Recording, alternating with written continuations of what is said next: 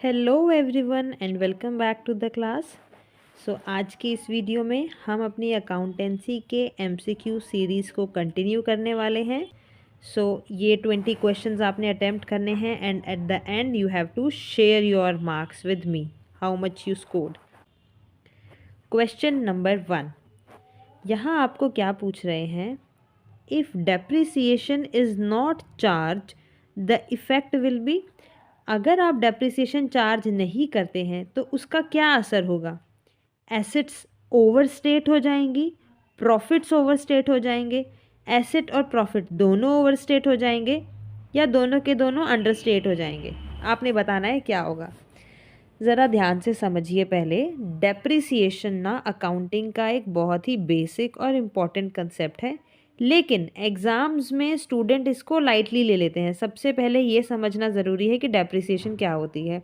Depreciation का मतलब होता है फिक्स्ड एसेट की वैल्यू का gradual reduction due to usages, passage of time, wear and tear and obsolescence. Accounting का कौन सा कंसेप्ट है जो डेप्रिसिएशन को मैच करता है। ये आपने जो इनके कंसेप्ट्स हैं ना, वो आपने पैरेलल याद रखने हैं।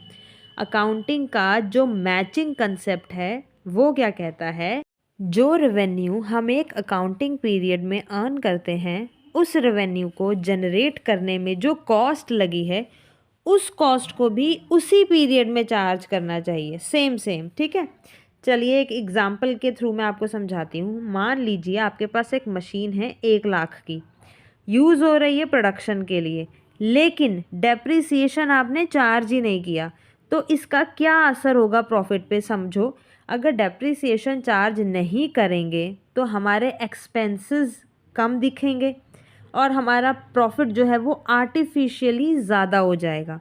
मतलब आपका प्रॉफिट कैसा दिखेगा, आपका प्रॉफिट जो है वो ओवर स्टेटेड हो जाएगा।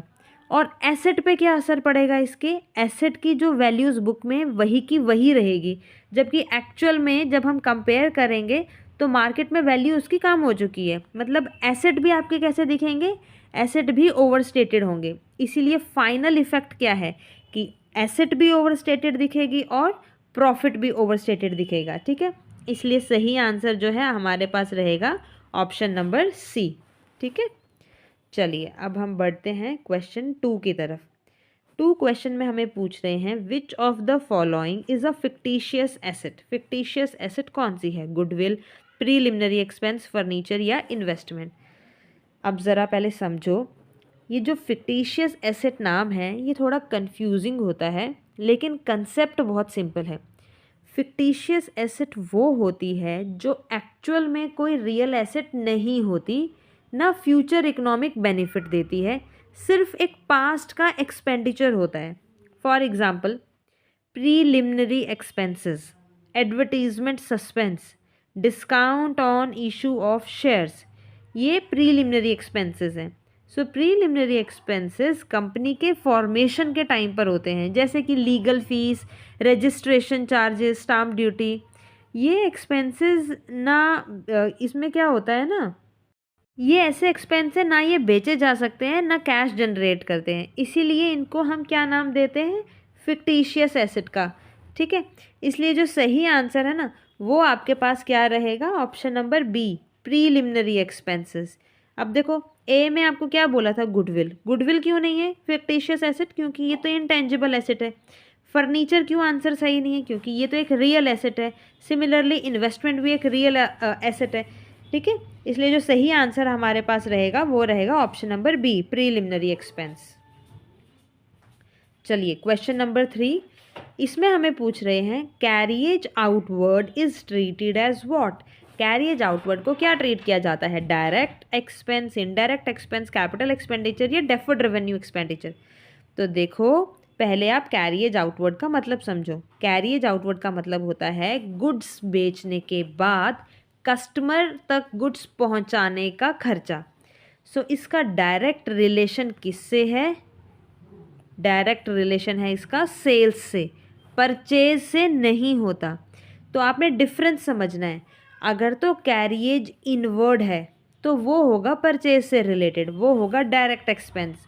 अगर तो कैरिएज आउटवर्ड है तो ये होगा सेल से रिलेटेड और ये क्या होगा, एक इनडायरेक्ट एक्सपेंस। ठीक है, सो कैरियज आउटवर्ड की ट्रीटमेंट क्या है ये भी जान लो। ये ट्रेडिंग अकाउंट में नहीं जाता, ये कहाँ जाएगा, प्रॉफिट एंड लॉस अकाउंट में चार्ज होता है, क्योंकि मैंने आपको पहले भी बताया हुआ है प्रॉफिट एंड लॉस अकाउंट में सारे सेल से रिलेटेड खर्चे आते हैं। ठीक है, इसलिए करेक्ट आंसर जो है वो हमारा क्या रहेगा, option number B, indirect expenses.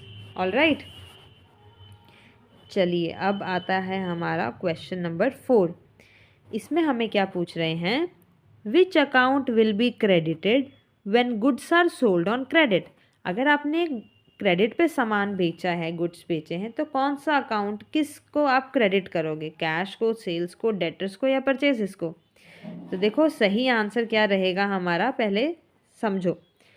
जब गुड्स क्रेडिट पर बेचे जाते हैं तो दो चीज़ें होती हैं, एक तो आपकी सेल जनरेट हो रही है और दूसरा आपके डेटर्स क्रिएट हो रहे हैं, है ना, क्योंकि क्रेडिट पे बिकी है, अभी आपको कैश नहीं मिला है बट इन फ्यूचर आपको पैसा मिलने वाला है।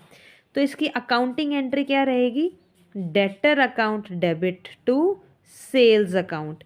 सो यहाँ डेटर क्या है, हमारी एसेट है इसलिए इसको डेबिट किया, सेल्स क्या है, हमारी इनकम है इसलिए हमने इसे क्रेडिट किया, इसलिए क्रेडिट होने वाला अकाउंट होगा सेल्स अकाउंट। यही आपको पूछा था, option B will be the correct answer. ठीक है, नाउ क्वेश्चन नंबर 5 आपको पूछ रहे हैं, interest on capital is shown in the final account as. Interest on capital को फाइनल अकाउंट में कैसे शो किया जाता है, एक्सपेंस से, इनकम से, बोथ एक्सपेंस एंड इनकम, या नीदर एक्सपेंस नॉर इनकम। समझो, इंटरेस्ट ऑन कैपिटल एक थोड़ा कंसेप्चुअल टॉपिक है। बिजनेस के लिए इंटरेस्ट ऑन कैपिटल क्या है, एक एक्सपेंस है। ओनर के लिए इंटरेस्ट ऑन कैपिटल क्या है, इनकम है। इसलिए फाइनल अकाउंट में, पी एंड एल अकाउंट में तो इसे हम एज एन एक्सपेंस ट्रीट करके पी एंड एल अकाउंट की डेबिट साइड में शो करते हैं, और कैपिटल अकाउंट में हम इसे ऐड बैक कर देते हैं, क्योंकि ये क्या है, ओनर की इनकम। इसलिए आपका करेक्ट आंसर क्या रहेगा, both expense and income. Option option option number C जो है सही आंसर रहेगा। ठीक है, okay, now question number 6, which of the following is a revenue receipt. इनमें से कौन सी रेवेन्यू रिसिप्ट है, proceed from sale of machinery, capital introduction by owner, rent received, या लोन टेकन फ्रॉम बैंक। तो सबसे पहले ये क्लियर करना ज़रूरी है कि रेवेन्यू रिसिप्ट और कैपिटल रिसिप्ट में अंतर क्या होता है। देखो, रेवेन्यू रिसिप्ट वो होती है जो बिजनेस की रेगुलर एक्टिविटीज़ से आती है, प्रॉफिट एंड लॉस अकाउंट में शो होती है, कैपिटल स्ट्रक्चर को अफेक्ट नहीं करती है। ठीक है, तो आपके पास सही आंसर जो है ना यहाँ पर क्या रहेगा, option number C, rent received. ये क्यों रहेगा, अब ज़रा समझो इसको। अगर बिजनेस ने अपनी बिल्डिंग रेंट पर दी हुई है या रेंट अर्निंग उसका रेगुलर इनकम सोर्स है, तो रेंट क्या हुआ, बिजनेस की नॉर्मल इनकम रहेगी और हर साल ये रिपीट होती रहेगी, तो प्रॉफिट एंड लॉस अकाउंट में शो होगी, ये कहाँ, क्रेडिट साइड में।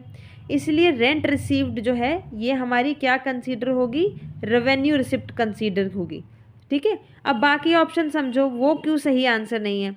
ऑप्शन ए में बोला था proceeds from sale of machinery, तो क्या हम हर बार मशीनरी बेचते हैं, नो, ये तो कभी कभार हमने बेची किसी कारणवश, तो ये होती है हमारी capital receipt. Capital introduced by owner, again हर बार थोड़ी कैपिटल इंट्रोड्यूस करते हैं, ये भी कभी कभार होता है, तो again it is a capital receipt. And loan taken from bank, तो ये तो हमारी लायबिलिटी क्रिएट कर रहा है, तो ये तो कहाँ ही हमारी कैपिटल रिसिप्ट या रेवेन्यू रिसिप्ट होगी। So this also is not a correct answer. So correct answer is rent received. ठीक है, चलिए question number 7, under which concept is provision for bad debt created. Bad debt कैसे create करते हो, कौन से प्रोविजन के अंडर, मैचिंग कंसेप्ट कहता है, प्रूडेंस कंसेप्ट कहता है, कॉस्ट कंसेप्ट कहता है, या गोइंग कंसर्न कंसेप्ट कहता है। तो समझो सही आंसर है हमारे पास ऑप्शन बी, प्रूडेंस कंसेप्ट। देखो, प्रूडेंस कंसेप्ट को कंजर्वेटिज्म कंसेप्ट भी कहते हैं।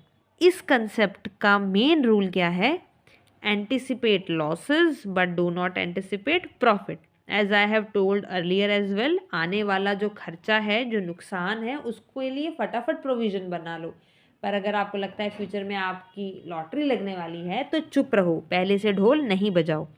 बैड डेट का मतलब होता है, बैड डेट की बात हो रही है ना यहाँ पे, बैड डेट का मतलब होता है डेटर्स का वो हिस्सा जो फ्यूचर में रिकवर नहीं होगा। तो मुद्दा ये आता है कि हम इसके लिए प्रोविज़न बनाते क्यों हैं? देखो, लॉस होने की पॉसिबिलिटी है, लेकिन एग्जैक्ट अमाउंट सर्टेन नहीं होता, इसलिए अकाउंटिंग में हम क्या करते हैं, लॉस का प्रोविज़न बना लेते हैं, प्रॉफिट को ओवरस्टेट होने से बचा लेते हैं।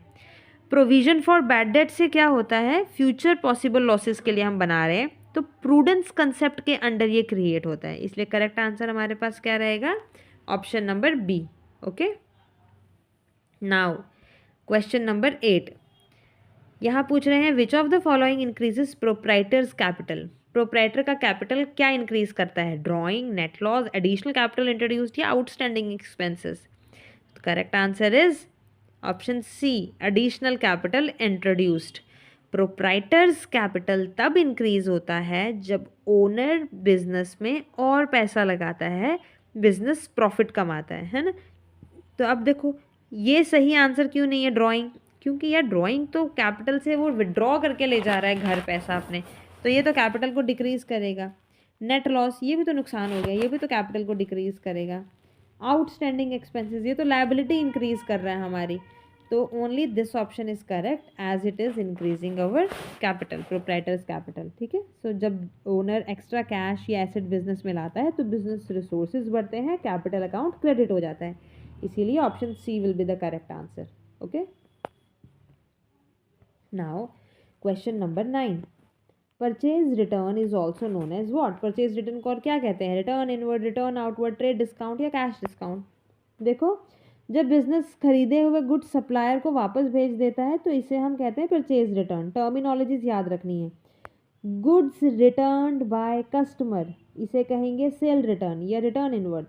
गुड्स रिटर्न टू सप्लायर इसे कहेंगे परचेज रिटर्न या रिटर्न आउटवर्ड, इसलिए purchase return is equals to return outward. Option number B is the correct answer. So ये टॉपिक एग्जाम में बहुत डायरेक्ट पूछा जाता है। ठीक है, now question number 10, which of the following error is disclosed by trial balance. कौन सा एरर ट्रायल बैलेंस डिस्क्लोज कर देता है, error of principle, error of omission, error of casting या compensating error.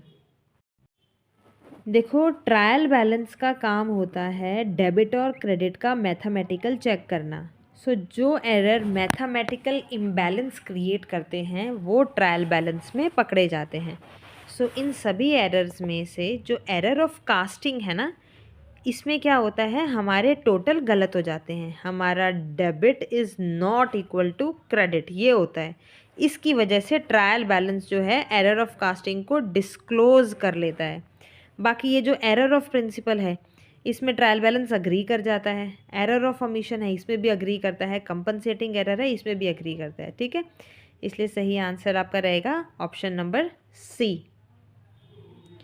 Now 11th question, salary paid in advance will be shown as.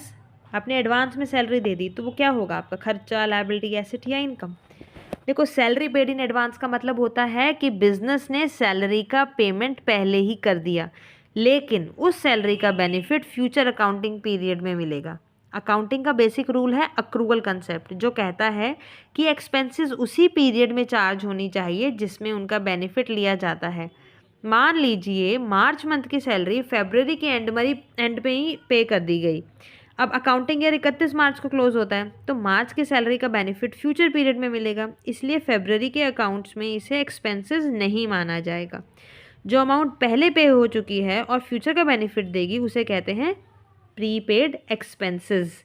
So prepaid salary जो है वो क्या है हमारी, वो रहेगी हमारी एसेट, क्योंकि ये फ्यूचर इकोनॉमिक बेनिफिट को रिप्रेजेंट करती है। ठीक है, now question number 12, which of the following account is closed eight the end of accounting period. इनमें से कौन से को अकाउंटिंग पीरियड के एंड में ही हम क्लोज कर देते हैं, रियल अकाउंट को, पर्सनल अकाउंट को, नॉमिनल अकाउंट को या कैपिटल अकाउंट को। तो देखो, अकाउंटिंग में अकाउंट्स को ब्रॉडली 3 कैटेगरी में डिवाइड किया जाता है, हमने बहुत बार पढ़ा है, personal account, real account and nominal account. So nominal account वो होते हैं कौन से, expenses, loss, incomes and gains. इनसे रिलेटेड होते हैं। सो काउंटिंग पीरियड के एंड पर सभी एक्सपेंसेस और इनकम को प्रॉफिट एंड लॉस में ट्रांसफर कर दिया जाता है। इसके बाद नॉमिनल अकाउंट का बैलेंस ज़ीरो हो जाता है। ठीक है, इसलिए सही आंसर क्या है हमारे पास रहेगा option number C, nominal account. अब ये जो हमारे रियल और जो पर्सनल अकाउंट होते हैं ये नेक्स्ट अकाउंटिंग पीरियड में कंटिन्यू रहते हैं, सो इनको हम क्लोज नहीं करते हैं, इसलिए करेक्ट आंसर आपके पास ऑप्शन नंबर सी रहेगा। ओके, नाउ क्वेश्चन नंबर 13, इसमें आपको क्या पूछ रहे हैं, bills receivable account generally shows, bill receivable account क्या शो करता है, डेबिट बैलेंस, क्रेडिट बैलेंस, नील बैलेंस या इधर डेबिट और क्रेडिट। तो ऑप्शन सी और डी में तो हमें पता ही है, ये तो ऐसा कुछ भी नहीं है। आपने बताना है बी, ए और बी में से डेबिट करेंगे या क्रेडिट करेंगे बिल्स रिसीवेबल को। तो देखो बिल रिसीवेबल्स का मतलब होता है वो बिल्स जो बिजनेस को फ्यूचर में रिसीव होंगे, मतलब बिजनेस का राइट टू रिसीव मनी। ठीक है, इसलिए ये क्या है, बिजनेस के लिए एक एसेट है और अकाउंटिंग का रूल क्या कहता है, all assets have debit balance. इसलिए सही आंसर हमारे पास क्या रहेगा, ऑप्शन नंबर ए। अब देखो जब बिजनेस किसी डेटर से रिसीव करता है तो हम एंट्री भी क्या करते हैं, एंट्री भी डिस्कस कर लेते हैं। हम एंट्री करते हैं bill receivables account debit to debtor account, तो इस एंट्री से बिल रिसीवेबल डेबिट होता है, इसीलिए बिल रिसीवेबल्स अकाउंट को हम लोग डेबिट में ही शो करते हैं।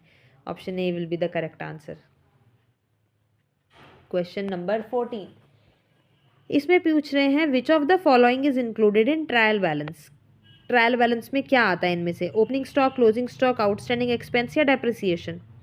तो देखो ट्रायल बैलेंस बनाते टाइम एक कॉमन कन्फ्यूजन होता है ओपनिंग स्टॉक और क्लोजिंग स्टॉक को लेकर के। ठीक है, सो ओपनिंग स्टॉक देखो क्या है, पिछले अकाउंटिंग ईयर का क्लोजिंग स्टॉक, ये ऑलरेडी बुक्स में रिकॉर्ड होता है इसलिए ट्रायल बैलेंस में अपीयर करता है। और क्लोजिंग स्टॉक क्या है, अकाउंटिंग ईयर के एंड पर कैलकुलेट होता है, ये एडजस्टमेंट आइटम होता है, ट्रायल बैलेंस में नॉर्मली नहीं होता। सो आउटस्टैंडिंग एक्सपेंसेस एंड डेप्रिसिएशंस क्या हैं, ये भी एडजस्टमेंट आइटम्स होती हैं, ये दोनों ऑप्शन सी एंड डी, ये भी एडजस्टमेंट आइटम्स होती हैं, फाइनल अकाउंट के टाइम पर एडजस्ट किए जाते हैं। ठीक है, इसलिए ट्रायल बैलेंस में इंक्लूड क्या होता है, opening stock. Option A will be the correct answer. ठीक है, now question number 15, when goods are destroyed by fire and insurance claim is admitted. आपके आग लगने से गुड्स डिस्ट्रॉय हो गए और इंश्योरेंस का क्लेम मिल गया। अब बोल रहे हैं the claim receivable is shown as, अब जो क्लेम आपको मिला वो आप क्या नाम से दिखाओगे, एक्सपेंस से, लायबिलिटी से, एसेट से या इनकम से। तो सही आंसर रहेगा आपके पास ऑप्शन सी, एसेट से। सो जब गुड्स फायर से डिस्ट्रॉय हो जाते हैं तो बिजनेस को लॉस होता है, लेकिन अगर गुड्स इंश्योर्ड थे, इंश्योरेंस कंपनी ने क्लेम एडमिट कर लिया, तो अब बिजनेस को इंश्योरेंस कंपनी से पैसा मिलना है। इसका मतलब बिजनेस का एक right to receive money create हो गया और अकाउंटिंग के रूल के according right to receive money is your asset and इसका अकाउंटिंग ट्रीटमेंट क्या होगा, इंश्योरेंस क्लेम रिसीवेबल्स को बैलेंस शीट में हम किस तरह से दिखाएंगे, एज एन एसेट, एसेट में शो होगा ये, इसलिए करेक्ट आंसर हमारे पास ऑप्शन नंबर सी रहेगा। ठीक है, now question number 16, which of the following does not result in inflow of cash. इनमें से किसकी वजह से कैश का इनफ्लो नहीं होता है, cash sales, credit sales, issue of shares for cash या कलेक्शन फ्रॉम डेटर्स। तो सही आंसर हमारे पास रहेगा ऑप्शन बी, क्रेडिट सेल्स। देखो कैश इनफ्लो का मतलब होता है एक्चुअल कैश या बैंक बैलेंस का इंक्रीज होना। सो हर सेल कैश इनफ्लो क्रिएट करें ये ज़रूरी नहीं है, कुछ सेल हमारी क्रेडिट सेल्स भी होती हैं। सो जब गुड्स क्रेडिट पर बेचे जाते हैं तो कैश इमीडिएटली रिसीव नहीं होता है, सिर्फ डेटर क्रिएट होते हैं। अकाउंटिंग एंटर क्या होती है, उसकी होती है debtor account debit to sales account. So यहाँ सेल्स इनकम रिकॉर्ड हो रही है लेकिन कैश का इनफ्लो नहीं हो रहा है, इसलिए सही आंसर आपके पास ऑप्शन बी रहेगा। अब बाकियों को देख लेते हैं, कैश सेल्स में कैश का इनफ्लो है, शेयर इशू करोगे कैश में तब कैश आएगा, डेटर से पैसा मिल रहा है तब भी कैश आ रहा है, इसलिए करेक्ट आंसर ऑप्शन बी रहेगा आपके पास। ठीक है,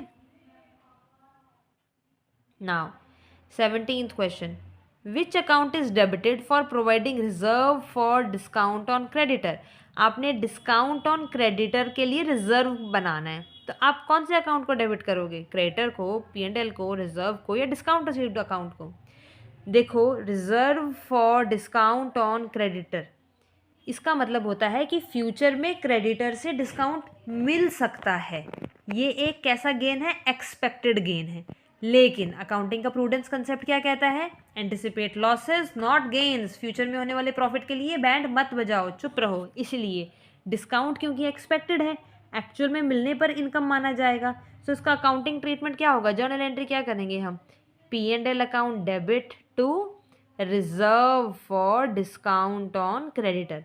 तो यहाँ पर हमारा क्या डेबिट हो रहा है? P&L अकाउंट डेबिट हो रहा है, क्योंकि फ्यूचर अनसर्टेनिटी के लिए एडजस्टमेंट है। इसलिए करेक्ट आंसर हमारे पास क्या रहेगा?